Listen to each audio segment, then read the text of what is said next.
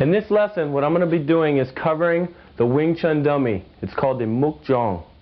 Traditionally, a mukjong is the last thing that a Wing Chun instructor teaches his students. But I'm not going to be giving you traditional Wing Chun. I'm going to be teaching you what was taught to me. It's Chun Fan, which is a modified version of Wing Chun. It was taught from Bruce Lee to Dan Inosanto, from Dan to myself. So a lot of the things have changed. It's a bit more aggressive. It's a little bit more diversified in the approach. We don't particularly have stances. We don't have an emphasis on where the hands are. It's a little bit more of a free art. I'm going to be showing you what I mean in a minute.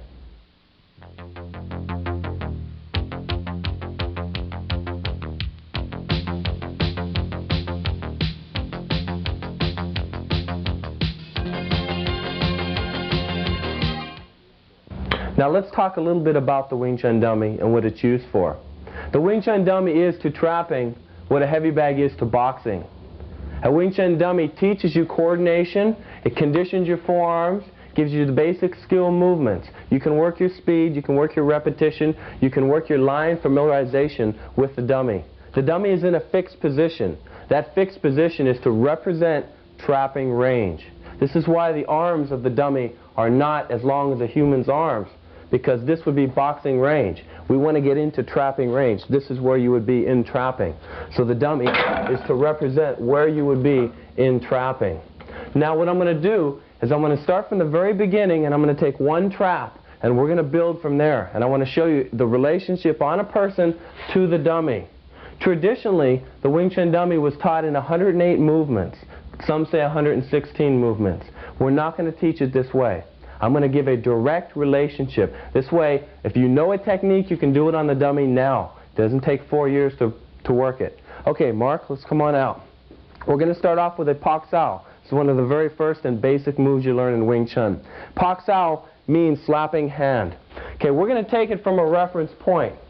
Now, once again, I have to bring up the point that traditionally, Wing Chun people work the form, and their movements are predicated on this form, and they have to maintain this form. Whereas Bruce was not quite a stickler on that type of form. I want to show you what I'm talking about. If Mark jabs, this is the form, I just happen to be here. If he does the same move again, now I happen to be here. I don't really ever know where I'm going to be. So therefore, we don't always start from the same position. And that same methodology or training method holds over to the dummy. When you get to the dummy, if you do a move here, this foot happened to be back. But if I do the same move again, now I happen to step in. So I'm not going to start off the dummy 45 minutes teaching you where your big toe should be planted. We're just going to get on the platform and move to what's comfortable for you. So let's take the Pak Sao one more time, and this will be our first technique. We start from a high reference point. We slap the trapping hand, and we come in with the punching hand. Once again, we slap with our trapping hand, and we come in with our punching hand. Notice I'm shuffling. Now the same technique can be applied to the dummy. I start here, I slap with my trapping hand, and I shuffle in. Feels a lot different on the dummy. The dummy feels more solid, more powerful. When you get to a person, he feels like butter. Feels like you can go through a person just like butter. Okay, follow with me on the Pak Sao. We're going to start here. You trap and you come in. Very important that the punching hand retracts and the trapping hand holds. You just shuffle in, whatever feels natural. Watch my footwork this time. Notice I stepped with the rear leg. Now I'm going to step with the front leg. Now I'm going to angle with both. Whatever feels comfortable. Look at it again. We're going to do the same technique on the left. You always work your right and your left. Start with the reference point and just come right in. Start with your attachment and shuffle in. Okay, one more time with me. Pak Sao. Now what we're going to cover is a Lap Sao. A Lap Sao and a Pak Sao are sort of brother and sister techniques. One is a push, one is a pull, or one is a slap and one is a pull. You have to feel the opponent's energy to know when to do which. You won't get sensitivity from the Wing Chun dummy, but you will get power, you will get the strength, you will get the conditioning. All right, let's work the Lap Sao. We're going to start from a high reference point again. This is sort of going to be a common denominator throughout the tape. From this position, if I feel his energy pushing a little bit, I'm going to pull. This is a lap sao. As you pull with this hand, you're twisting the trunk. As the trunk twists, you punch with the rear hand. We're going to go through it very slow. I'm turning, I'm pulling, and I'm punching. You don't want the thumb to be totally wrapped around. You just want to grasp it about like this. You don't want to be here because it's too easy to slip, and you don't want it all the way around. The first finger that makes contact is your small finger. Your pinky is the first finger to make contact. So if you notice here, that's the first thing that touches. You don't want to have to go all the way around, squeeze, and then pull him. You're going to lose the economy of motion. So from this position, just pull and punch with this hand. Opposite of a pak sao, which is a push with his hand. Now let's look at it on the dummy. We get up in the same high reference point. All I'm doing is I'm pulling and I'm punching. Once again, the turning of the body is very important. When you can move the dummy, you can send a person flying. This is one of the nice things about the dummy. Okay, let's look at it again. Turn the body, pull, and punch. Once again, turn, pull, and punch. Let's look at it on the left. You have a high reference point, you turn, and you punch. Watch the twisting of my body. You want your punch to come as straight as possible down the center line. You don't want to hook with it because this is leaving your center line open. Look at it again. Now if you take these two techniques and blend them, what you have is you have 1, 2. You have a pak and a lap. Once again, 1, 2. If we did that on Mark again, from this position, 1, 2. Why would I do that? Is he feels the energy of my pak and he's pushing back here. Now rather than me fighting him, I just pull and I change the energy going the other way. You can reverse it. You can start with a pull and then a punch. If I start with a pull, he might fight me on the pull. Now I come back with a pak again. So you have the brother and sister technique, pak lap and lap pak. Now we're going to cover a jiao sao from the same reference point. Now when I say reference point, what I'm meaning is that we're both touching. There's a cohesion here. This is a reference point. So in a fight, if Mark were to jab, if I get this, this is a reference point. This happened to be a reference. This happens to be a reference. What I'm going to use for sake of simplicity when I'm teaching everything is I'm going to use the same reference point throughout the entire videotape. And that is right here. This is a very common reference point you're going to get into. So the jiao sao is a running hand. The hand is circling from here, high or low. What I'm going to aim for, the main targets would be the ear or would be the groin. For training, we're going to hit on the shoulder or we're going to hit on the thigh. So if you're from right to here, the position is that the hand circles. Watch again. My wrist is circling around. Now the minute I circle, he's going to go straight with that punch here. So what I have to have is this hand up checking. So from this position, I jiao, but this hand still traps. So a pak was going straight. Now the same hand is just going to circle to hit that ear. If you notice, when I'm circling, I'm keeping as tight as I can until I get to this point. We use the shoulder to train on. So this is where I hit on the shoulder or on the thigh. Now let's look at that on the dummy. I'm going to get on the high reference point here.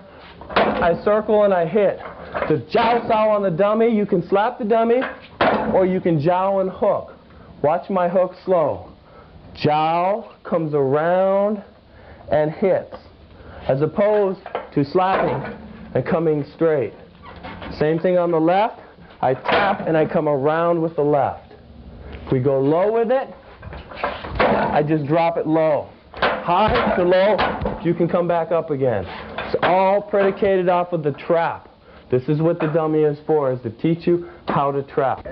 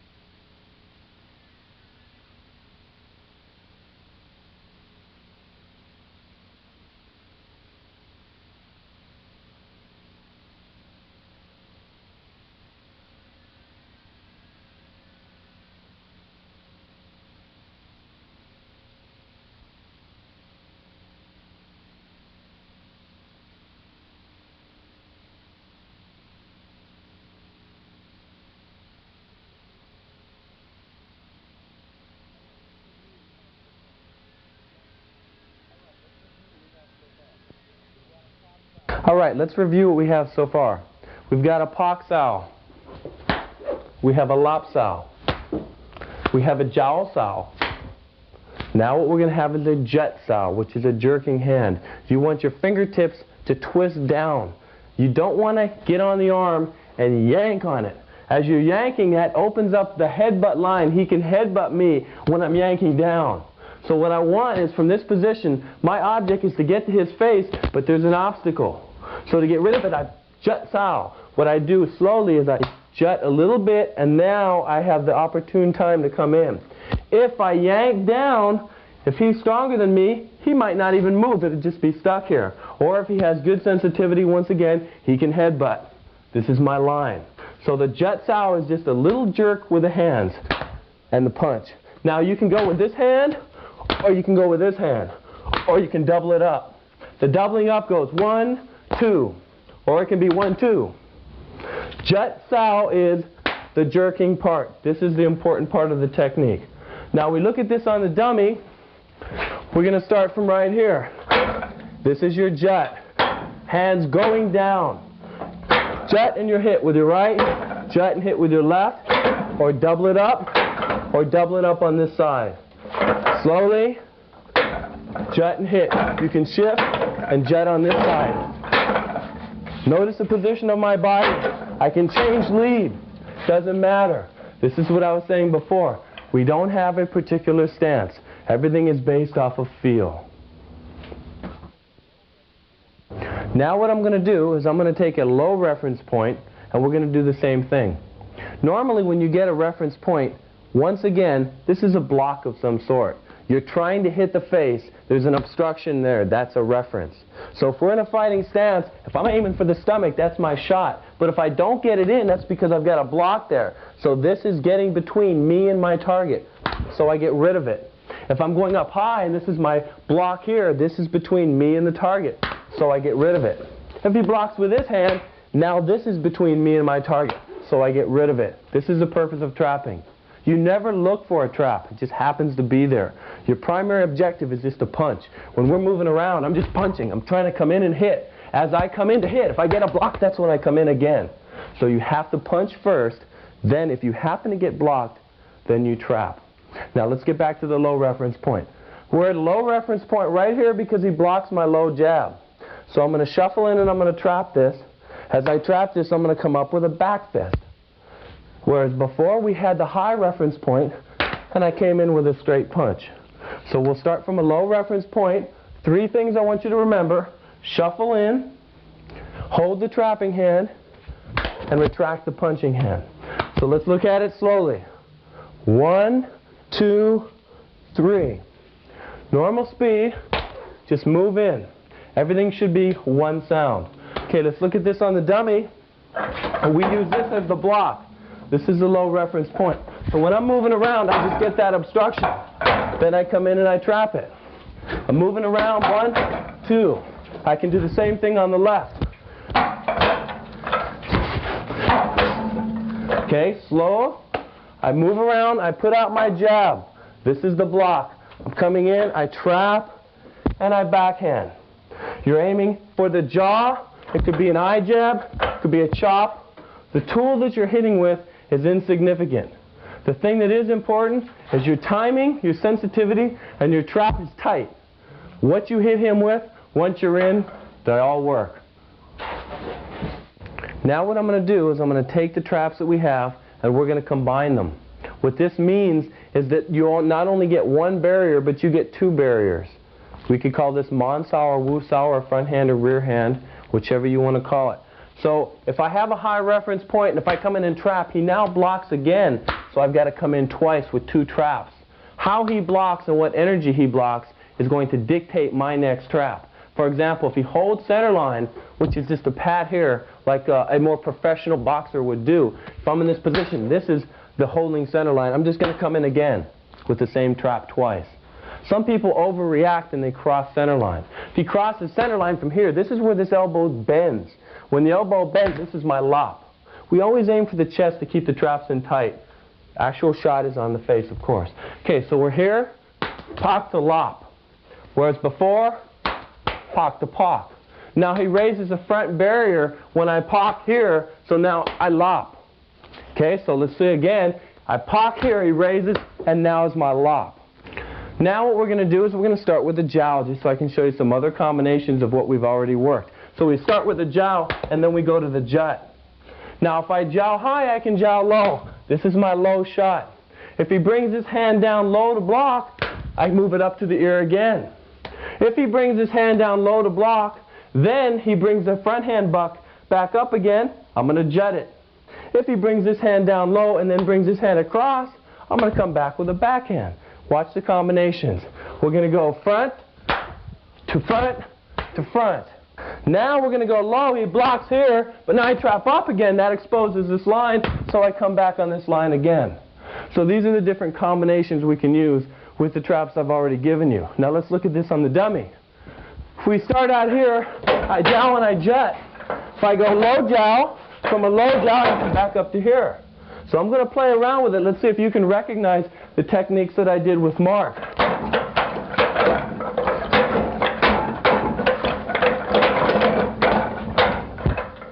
Let's look at them slow. I take it here. This is my first pock. From this pock, I have a jowl. If he blocks, you use your imagination thinking he blocked with his hand. I go jowl, I go jut. Now if I go low with a jowl, I'm going to come back up again. I come back on a back fist line. So this is just a tool. And this tool is as good as your imagination is. So this is one of the most important things I want you to remember about trapping. Now what we're going to do is we're going to start covering some different types of trapping. We're going to use traps from the Filipino martial arts. I want you to pay attention. This is getting a bit more technical now, and I want to show you the difference and the similarities. Okay, let's take that pak sao. Mark, give me a pak sao. Now, Mark gives me a pak sao. Go ahead. That's a pretty good pak sao. To the average person, that would be a good pak sao. However, to a Filipino martial artist, that wouldn't be too good. If he pak sao me from here, he's already dead. So the point being, when you have a weapon in your hand, the trap has to be better. There has to be more cohesion. There has to be more aggressiveness. There has to be more sensitivity. The trap cannot be this, but it has to be here. The pak sao has to be better. The trapping hands have to be better because you have an extension in the hand. So what I'm going to do is I'm going to take some basic traps from the Filipino martial arts and I'm going to show you how to use them on the dummy. I know it's a Wing Chun dummy. However, using No Way As Way, we're going to call it a Filipino training aid. Okay? So we're going to be doing the Filipino martial arts and the trapping on the dummy. Now let's take one technique. Mark is going to give me a jab, and I'm going to be showing you the knife relationship with the jab. So as he jabs, I go straight to here. Look what I'm doing is I'm attacking the limb on the first motion. Mark jabs, I cut, jab, and raise.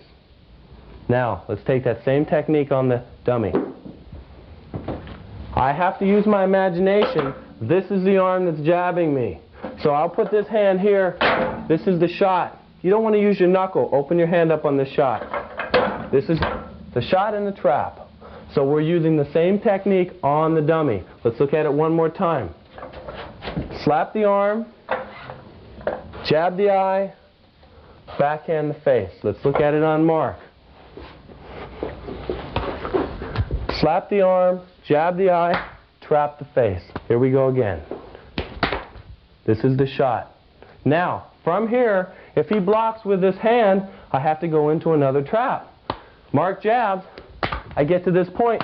This is my pak sao. Let's take this off the jab now. Using the knife to illustrate how the Filipino martial arts apply their traps with or without the knife, we're going to then apply them to empty hands. Okay, he jabs. I slice the arm, jab the eye, and come in with the knife. Let's look at this slowly. 1, 2, 3. If I don't have a knife, we're going to use an arm pick. You make this part of your knuckle, extend the finger, and hit this. As you hit this, and you get this shot, these two come in.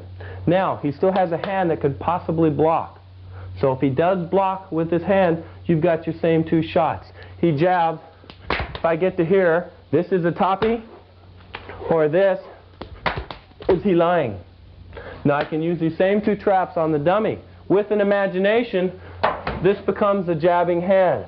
If this jabs, I gunting and I backhand. Now, this becomes the blocking hand. I raise to here, and I pak again, which is the atapi, or I lop, which is the hilang.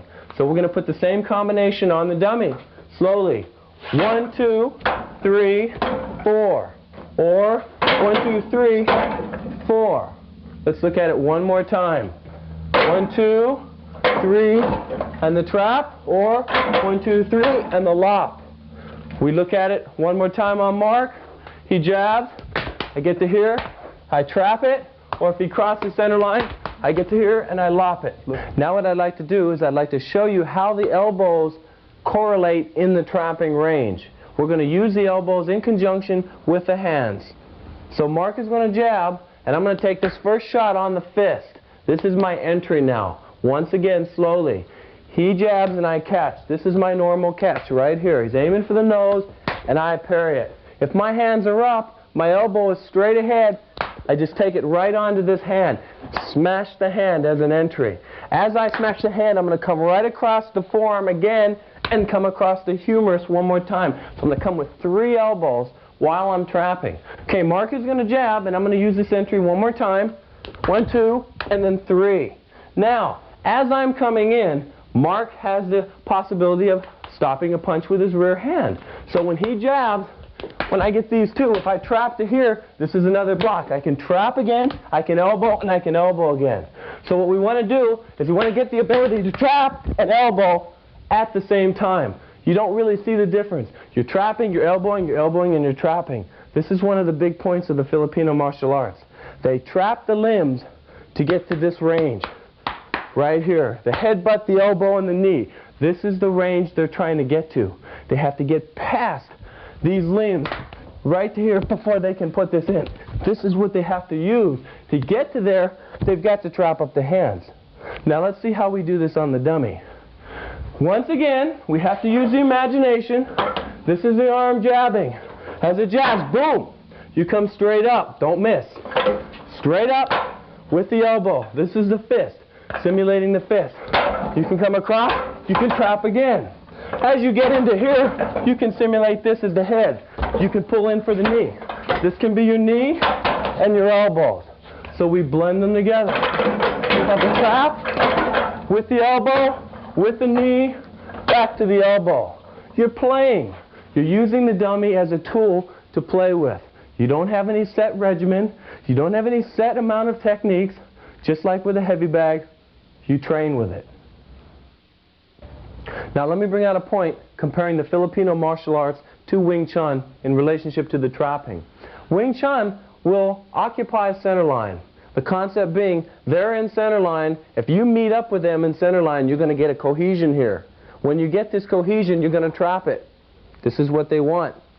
Their blast is right down the center line. Provided they have the proper forward pressure and provided that the hand is in center line, this is a very good concept. Where the Filipino martial art has just the opposite of that. They'll give center line, forcing the opponent to now go straight. The opponent's not going to want to hook when you've got the hand out here. As you're giving center line, the opponent goes straight, you're going to now zone. Everything in the Filipino martial art is based on the triangle. This is a very important concept, is zoning to zero pressure. As you zone with the triangle, then you make your entry. The concept of Jeet Kune Do is using no way as way, blending arts. When you occupy center line and when you give center line and you put the two concepts together, you've got a totally different animal. And this is what I'd like you to experiment with. Now what I'd like to do is I'm going to bring out a few kicks that are very common in trapping range. Pananjakman is the art that we're going to be seeing here, and these kicks we use in conjunction with trapping.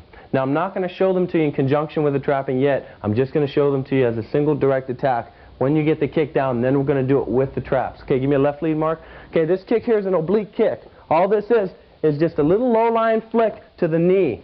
What this shot does is just give you a chance to get in. This is the whole concept. Just gives you one shot as a beat to get into trapping range. This kick can be done on a dummy with a lot of efficiency. What you do is when you're moving around with the dummy, you just use that leg. The minute you kick with this leg, boom, this is your entry. When you get into the entry stage, you can do any combination of you want on the dummy. The combination you do is insignificant once you get in. Getting in is the tricky part. And this oblique kick will help you with that. Let's look at it slowly. You keep the hands up, kick, and come back. This is your shot. Look at it a few times. Now let's see it as an entry. Move around a little bit. Either side, either foot. You can double it up and use it as an entry. Let's play with that a little bit. Now let's take 2 more low line shots, then we're going to blend all these together. We're going to take a knee, and we're going to take the front hook kick. We call it a hook kick, but it can also be called a roundhouse kick. These are all done in trapping range. The art is MaNuLaToR'S. We're in a fighting stance. From this range here at trap, you have a knee. The knee can precede the trap, or it can follow the trap. It doesn't matter. But it's done in conjunction with the trap is when it's most effective. Now, along with the lines of the knee, you have your front shot. This kick looks jammed. It's not your traditional roundhouse kick. We are in trapping range. I can reach him with my elbow, but at the same time, I can kick the solar plexus. So this shot is I lean right here, I raise my foot up and hit, or I hit, and then I trap. So as I'm trapping here, this is the shot. This is my entry. We can use this on the dummy. So we get to the dummy, I'm moving around in this range. All I do is I use this as an entry to get in. This can be my target here or here. This is my shot with the oblique and an entry. So we're moving around, we put the oblique in, we put your hook kick in, and then we get into whatever trap we want. So I'd like you to play around with the different feet and the knee and put them all together. So as we're moving, oblique, hook, pock, and knee. When you knee, you can knee on the leg or you can move up to the torso of the dummy. Regardless of what technique you do, you should always have a good entry, hitting on the first beat, getting into trapping range, combining your high and your low. Okay, let's work that. Now, the final phase of this tape is going to deal with what I consider a more advanced segment. And when I say advanced, that has nothing to do with technique, but it has to do with the way technique is done. And when I say the way it's done, in this particular case, I'm talking about the timing and the rhythm that it's done. I'm going to illustrate the point with Sunawali, which is a double stick. Okay, now, what we're going to do is we're going to do a pattern which is going to show you one beat. And then I'm going to show you how to get a half beat out of that. Then we're going to correlate the weapons to the trapping. This is a beat, 1. This is a beat, 2, 3, 4, 5, 6. 1, 2, 3, 4, 5, 6. 1.5, 2, 3, 4, 5, 6. So if you notice very slow, it's 1.5, 2, 3, 4, 5, 6. So when you're doing a trap and as you insert something in between that trap and another trap, that is a half beat. Now you can insert a high line in between 2 traps or you can insert a low line. In this case, I'm going to show you how to insert the low line. This is called the MaNuLaToR'S, which could be the oblique kick, could be the knee, could be that front hook kick that we worked on. Okay, now, if Mark jabs, if I get the gunting to here, this is one beat. This is one beat here. Now, in between this beat and this beat is going to be a low line kick. So this is going to be the half beat. As soon as this comes in here, this goes in. So if you listen to the rhythm, you can hear the half beat. It'll sound like this. The half beat is the kick. Now, you can do it like this. You can go 1, and then you can go 2, and then you can go 3, but you're losing it. The half beat has to be in between this and this. That's your kick. The subtlety of this shot brings his attention on the low line. Whenever I go down on the low line, then I can come back up to the high line again. So I keep his attention on the low line with either a knee or with a quick shot to the groin. Then I go back up to the high line. So when you're continually going high, low, high, you're a much more effective trapper. Let's look at this very slow. 1, 2, 3. One more time. I'm going to put in a knee instead of the oblique kick now. 1, 2, 3. Now I'm going to put in the front hook kick. 1, 2, 3. Now we're going to do it on the dummy. Same thing. As I'm doing the gunting, I put in the low line oblique kick. I can put it in on the left, or I can put it in on the right. I can then combine it with traps. Then I can add it to the end of the sequence. So I go 1, 2, 3. So when you put it all together, you're putting the knees, the kicks, and the traps all together, and you feel when to insert them. Now, if you have sensitivity, when you're actually trapping with an opponent, that feel is the sensitivity. We work on this with Chi Sao. We're going to cover that later. For right now, I want you to just look at the tape, follow the sequence, and work it out on the dummy with your imagination.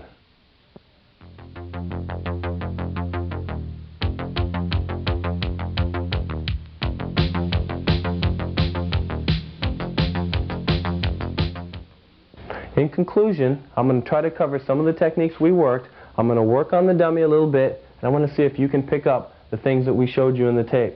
I'm just going to freelance it and flow. I'm going to go nice and slow, and then I'll build a little bit of speed.